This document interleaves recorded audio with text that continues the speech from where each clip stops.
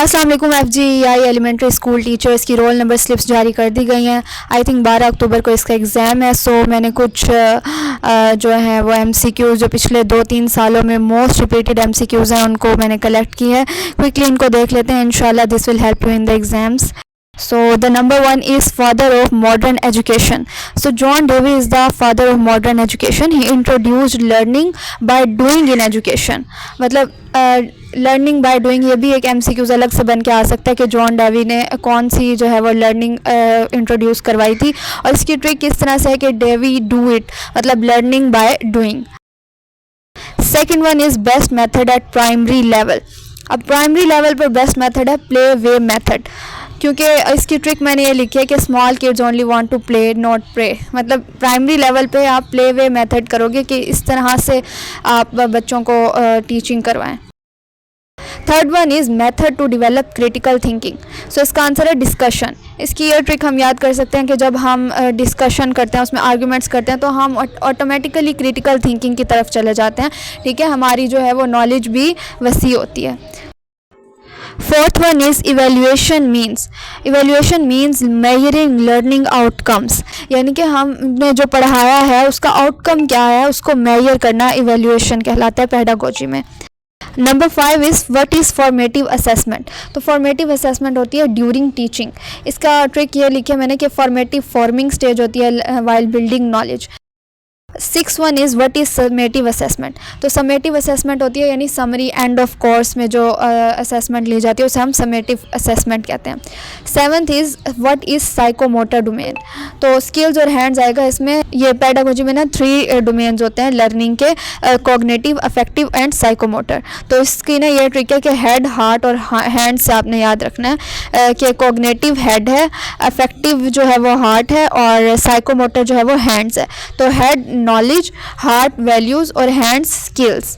Eighth one is what is micro teaching. So micro teaching is means practice teaching skills.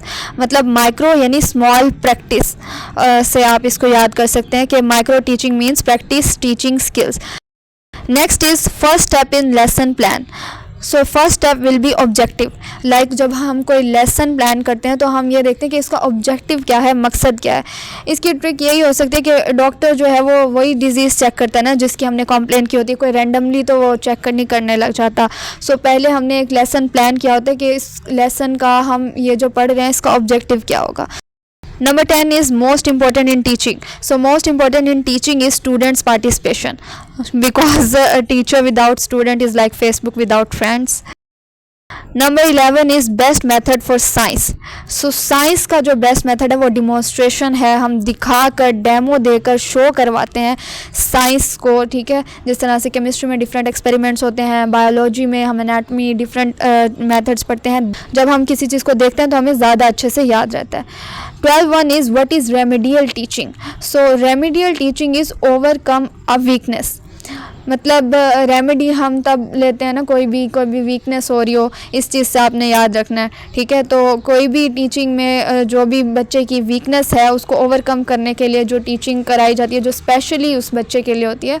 Like जैसे हमने तारे ज़मीन पर drama movie देखी थी, उसमें उस बच्चे को स्पेशल ट्रीटमेंट देता है वो टीचर, तो उसे रेमेडियल टीचिंग कहेंगे. Next is what is rote learning. तो rote learning is memorisation without understanding. Rote से रट्टा आप कर लो, रट्टे से आपको कुछ जो है वो अंडरस्टैंड नहीं होता, बस आप उसको मेमोराइज कर रहे होते हो.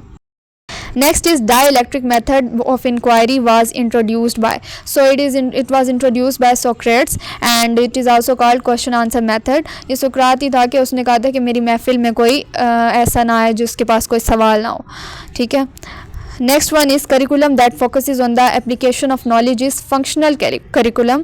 यानी कि नॉलेज को एप्लीकेट करना, वो करिकुलम जो इस चीज़ पे फोकस करता है तो वो फंक्शनल करिकुलम है. यानी कि फंक्शन यानी कि यूज़ करो, नॉलेज को प्रैक्टिकली अप्लाइड करो, not just theory.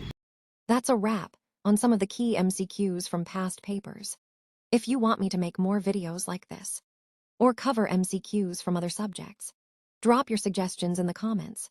Best of luck with your